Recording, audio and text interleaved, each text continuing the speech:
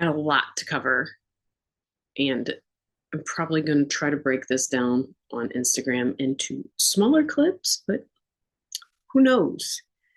But I did manage to find myself a tiny corner in my house where no one will bother me. Small victories. So I'm going to actually kind of go back a month or two as far as reviews. I did just get to see Dungeons and Dragons, which is 2 hours and 14 minutes for those of you who don't know. Starring Chris Pine, Michelle Rodriguez. It's got Reggae, Jean Page, Justice Smith, Hugh Grant, just to name a few.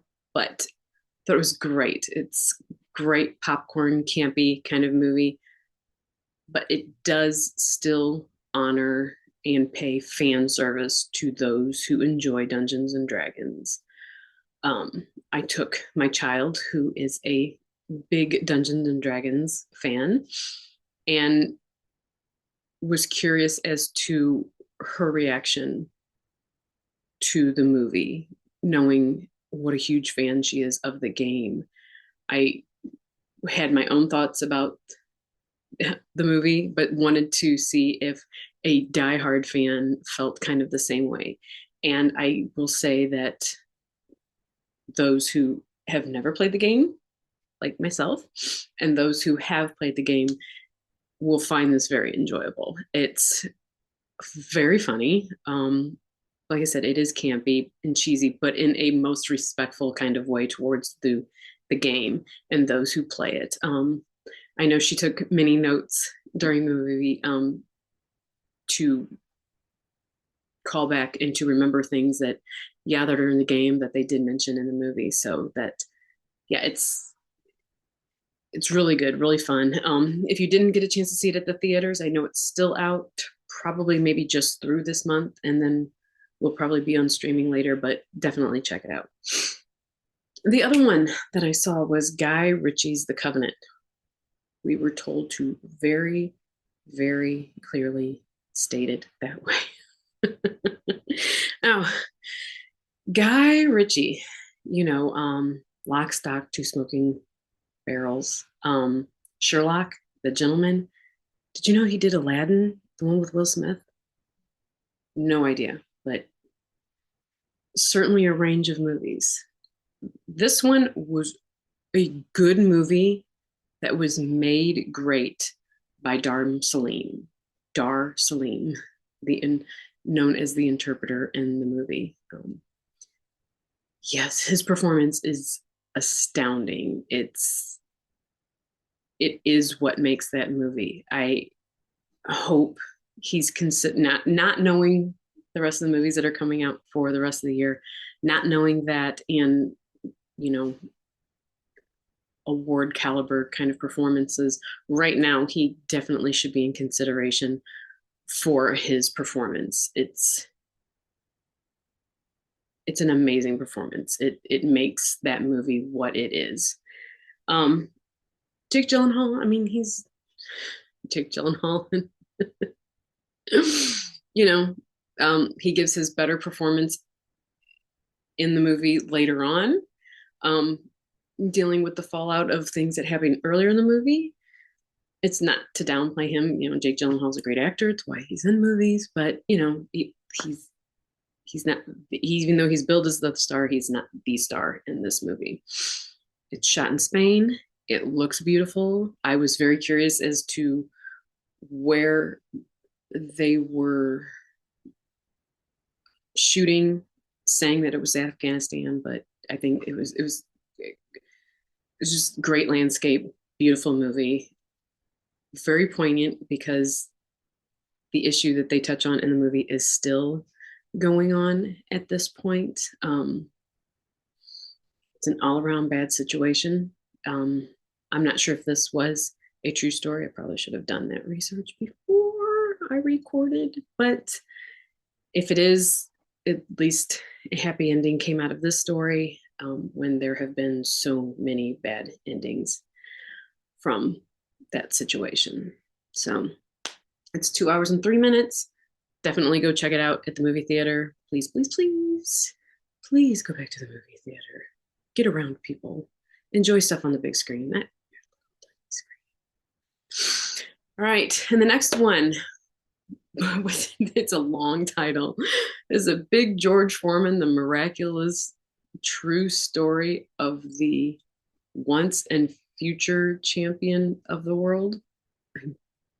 No, I'm missing a word out of that extremely long title, but it's 2 hours and 9 minutes, starring Chris Davis as Big George Foreman, which I will say, um, I had seen and was very aware of the George Foreman fight in '94, his comeback, where he won the title again. They, if he had a hand in who played him in this movie, he definitely outkicked his coverage as far as looks. Not that George Foreman was not an unattractive guy. It's just Chris Davis is being it's a very generous casting for George Foreman. In saying that, Sullivan Jones, who plays Muhammad Ali, does a great job of encapsulating his whole vibe. I know he was irritating some of the moviegoers sitting around me, but they tended to be on the younger side and didn't really quite understand Muhammad Ali and his legacy. So, you know, still, I don't, not saying you have to do research before a movie, but just kind of know what you're bitching about before you bitch about it. But again, 2 hours 9 minutes. It's an okay movie. It's very middle of the pack. You forget how much he's been through in his entire life, and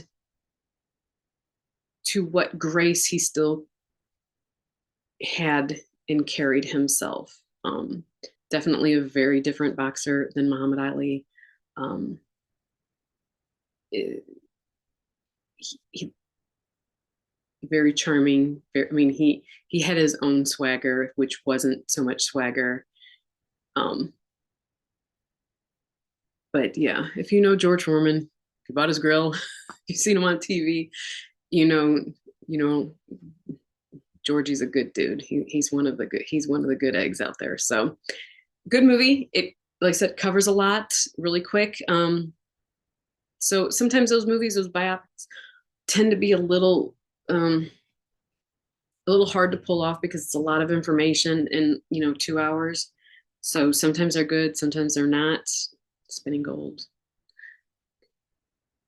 This one was okay, middle of the pack. It's not. I can't see it being up for any awards later on, but definitely an interesting watch. I would definitely put it in the $5 movie days. $5 movie days from AMC, I believe. $7 Tuesdays at Alamo Draft House, or just wait for streaming. Either way, when you do see it, let me know what you thought of it. I'd be interested in hearing it. Other things I've got going on that are not movies. Let's see. Mandalorian, just finished that. I didn't think it was the strongest season, um, but I liked the movement in Star Wars that it made. And for those of you who have watched The Mandalorian this season, you'll understand what I'm talking about. I'm trying, again, not to spoil stuff for people who haven't seen it, but it gets really tough, people. If you don't want to know, spoilers, don't watch. But I thought it was great movement. And again, to rehash what I had said last time, if they had done this before these sequels came out, it would have made a huge difference as far as this franchise goes. They didn't.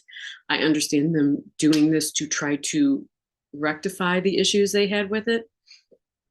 I was a little bummed not to see Thrawn at the end of this, but I think that's probably a wise decision to hold that off to Ahsoka. So, like I said, not the strongest season, but I do liked the subplot